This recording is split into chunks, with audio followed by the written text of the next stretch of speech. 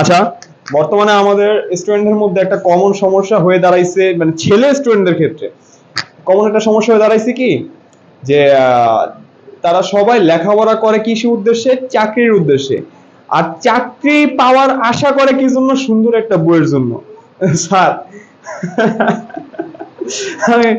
আচ্ছা, সো এই যে আপনাদের মাইন্ড সেটটা, মানে এই বিষয়টা, আপনারা যে এই বিষয়টা ভাইবা রাখছেন, আচ্ছা, চাকরি বাকরি ভালো একটা, ও সরি, আরো কথা আছে যে স্যার, আমার স্টুডেন্টরা তো বলে, আমাকে আমার বড় বড় স্টুডেন্টরা বলে যে স্যার, ভালো ভালো চাকরি পাইলে মানে বেতন যত বেশি বইয়ের কালার তত ফর্সা।